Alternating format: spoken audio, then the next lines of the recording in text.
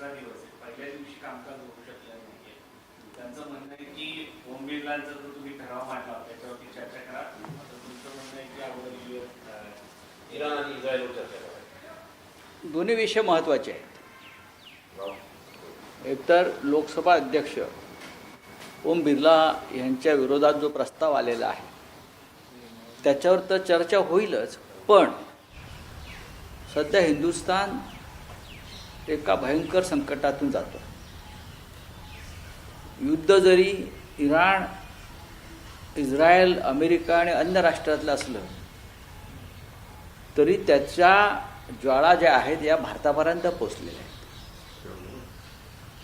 या सगळ्याचा फटका महागाई, पेट्रोल डिझेलच्या किमतीचा फटका, रोजगार, आपली कृषी उत्पन्न जी इथून त्याची आपण निर्यात करतो अनेक देशात, ती ठिकठिकाणच्या बंदरावर अडकून पडलेली आहे. शेतकऱ्यांचं नुकसान. आणि भारताची नक्की भूमिका याच्यामध्ये काय आहे?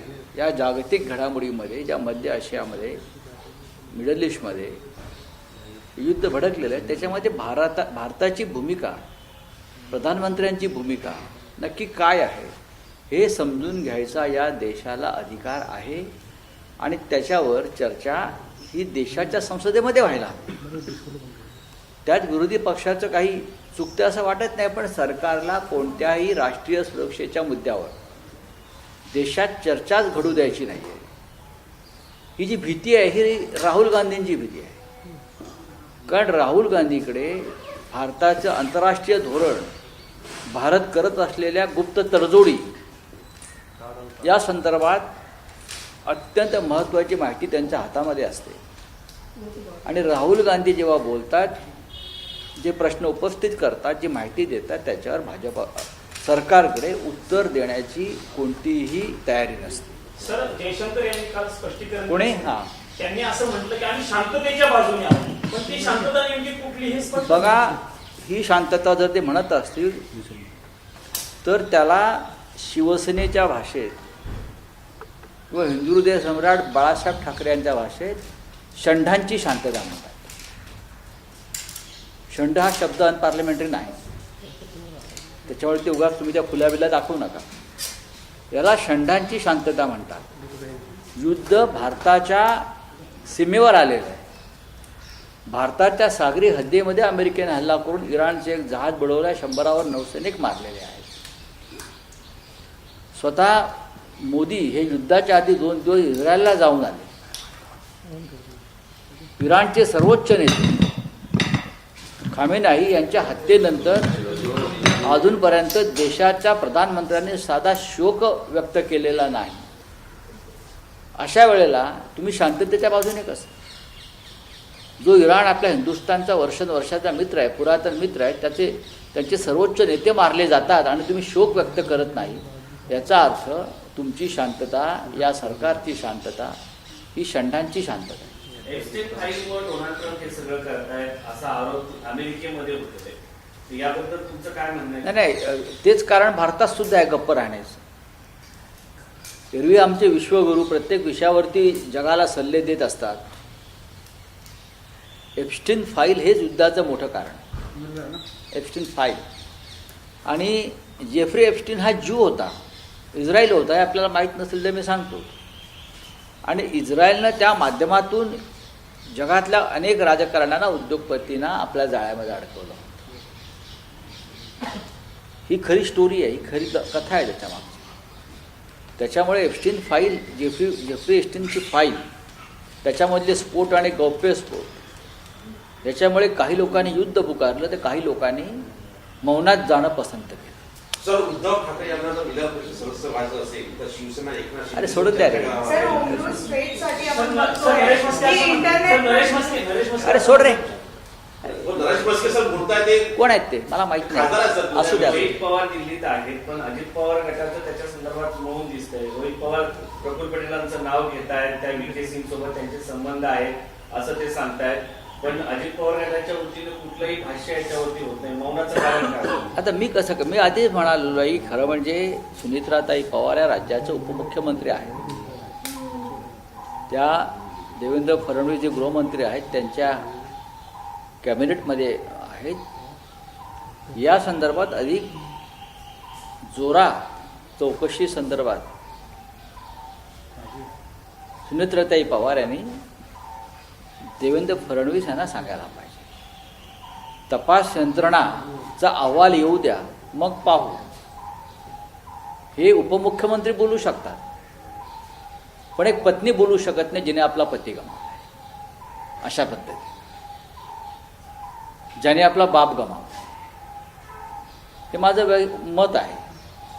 तर संपूर्ण पवार कुटुंबानं, दोन्ही पक्षांनी, आम्ही सुद्धा ही मागणी करतोय की याच्यामध्ये जर काही आम्हाला संशय वाटतोय, ज्या पद्धतीचा विषय रिसर्च संशोधन हे रोहित पवार यांनी समोर आणलेलं असेल आणि ते आहे, दिल्लीतसुद्धा ते 2 दिवस होते असं मी पाहिलं, तर नक्कीच स्वतः उपमुख्यमंत्री सुनेत्रावहिनी पवार यांनी या संदर्भामध्ये राज्य मंत्रिमंडळामध्ये हा विषय उपस्थित केला पाहिजे. देवेंद्र फडणवीस स्मारकाच्या गोष्टी करतायत, दादांचं स्मारक बांधू, या रस्त्याला नाव देऊ, या पुलाला नाव देऊ, ते ठीक आहे. मुख्यमंत्री महाराष्ट्रात देशात होतच असतात. नितीश कुमारांचा मुलगा सुद्धा डेप्युटी सीएम होणार आहे. पण त्या स्मारकापेक्षा एक गंभीर विषय असा आहे की त्यांचा मृत्यू ज्या संशयास्पद रीतीत झाला आहे त्याच्यावर बोलणं आणि त्याच्यावर माहिती देणं, अहवाल येईल आणि मग बोलू, हे त्याच्यावरचा उतारा किंवा उत्तर नाही. सीबीआय चौकशीची मागणी केली होती त्यांनी, त्याला 25-26 दिवस झाले. दुसरीकडे सुशांत सिंग राजपूतची दुसऱ्या दिवशी चौकशी सुरू झाली. म्हणजे सरकारमध्ये असून सीबीआय चौकशीसाठी इतका वेळ का लागतो हा प्रश्न उपस्थित होतो. याचाच अर्थ असा आहे की हा अहवाल स्वच्छ नाही आहे. या प्रकरणामध्ये विमान कंपनीच्या मालकाला वाचवण्याचा प्रयत्न होतो. हे जे रोहित पवार वारंवार सांगतात त्यात तथ्य दिसत आहे. देवेंद्र फडणवीस हे नेहमी म्हणतात ना, माझा जीवाभावाचा मित्र गेला वगैरे, मी गमावला, हा माझा रांगडा मित्र गेला, माझा अमुक गेला. मग लपवताय कशा करता? काय करताय? व्ही.के. सिंग हा भाजपचा सदस्य आहे का? व्ही.के. सिंगने तुम्हाला निवडणुका लढवायला पैसे दिले आहेत का? काय ते एकदा सांगा ना. या टप्प्यात तुम्ही उचलणार हा मुद्दा? नाही, आम्हाला संधी मिळेल तर आम्ही नक्की उचलू, पण वारंवार आम्ही याच्यावर बोलतोच आहोत. पण सुनेत्रावहिनी पवारांनी बोललं पाहिजे, डेप्युटी सीएम आहेत त्यांच्या अजितदादांच्या दोन्ही जी मुलं आहेत जी आता राजकारणामध्ये आलेली आहेत मोठ्या प्रमाणात, त्यांनी हा विषय अगदी गांभीर्यानं पुढे न्यायला पाहिजे. हा विषय फक्त अजित पवार यांचा पुरता मर्यादित नाही आहे. या देशातले अनेक महत्त्वाचे नेते अशा प्रकारे विमान प्रवास करतात. अनेक नेते प्रवास करतात ना अशा प्रकारे. स्वतः देवेंद्र फडणवीस करतात, एकनाथ शिंदे करतात महाराष्ट्रात, अनेक मंत्री करतात, देशभरातले लोक प्रवास करतात. सगळ्यांना का नरेंद्र मोदीप्रमाणे हवाई दलाचं विमान मिळत नाही ना फिरायला, डिफेन्स मिनिस्टरप्रमाणे प्रत्येकाला आपापली व्यवस्था करावी लागते. मग अशा वेळेला आम्ही प्रत्येकाने आमचे जीव धोक्यात घालून प्रवास करायचा का? नाहीतर तुम्ही सांगा की जे प्रमुख लोक आहेत राजकीय, त्यांनी विमान प्रवास करू नये असा एक अध्यादेश काढून टाका. असं ज्ञानेश कुमार यांच्या विरोधामध्ये अविश्वास प्रस्ताव त्यांनी तयारी करून काँग्रेस करते, कसं बघताय? कसं बघतोय म्हणजे काय? चांगल्या नजरेने बघतोय. आम्ही या देशाचं वाटोळं करण्याचं काम ज्या 4 संविधानिक संस्थांनी केलेलं आहे त्याच्यामध्ये मोदींचे भारतरत्न, अमित शहांचे भारतरत्न ज्ञानेश कुमार यांचा फार मोठा वाटा आहे ना. ते काल कलकत्त्याला उतरले, कलकत्ता विमानतळावरती उतरून एखाद्या ॲक्टर आणि एखाद्या नेत्याप्रमाणे जनतेला असे हात करत गेले. बाहेर कोण त्यांना पाहायला आलं होतं? फोटो पहा ना. हे चुनाव आयोग, हां, अरे बसा गाडीत आणि कामाला निघून जा. कोण तुम्हाला आलं आहे तिथे तुमच्या स्वागताला? आणि ते पण कलकत्त्यात? शक्यच नाही. सर, विधान परिषदेत उद्धव ठाकरे पुस्तक आहे, तुमचं पुस्तक आहे, त्या पुस्तकाचं हिंदीमध्ये किंवा इंग्रजीमध्ये लोकार्पण दिल्लीमध्ये होणार होतं अशी चर्चा आहे. 23 आहे का आणि कुणाकडनं होणार? 23 मार्चला जे मराठी पुस्तक आहे नरकातला स्वर्ग, ते इंग्रजीमध्ये येत आहे आणि हिंदीमध्ये येत आहे. अनलाइकली पॅराडाईज 23 मार्चला संध्याकाळी 7 वाजता कॉन्स्टिट्यूशन क्लबमध्ये मावळंकर ऑडिटोरियममध्ये हा सोहळा होतो आहे. उद्धव ठाकरे साहेब येत आहेत, शिवसेना पक्षप्रमुख, कपिल सिब्बल आहेत त्या कार्यक्रमाला, आणि अरविंद केजरीवाल आहेत. राहुल गांधींचं कळेल हळूहळू. सर एकनाथ शिंदे यांनी शरद पवारांना सपोर्ट केलेलं नाही राज्यसभा मला. मध्ये येण्यासाठी. तर आले- विधान परिषदेत उद्धव ठाकरे येतील का? आणि त्यांना सपोर्ट असेल तर एकनाथ शिंदे बोलतात की आम्हाला कॉल करा.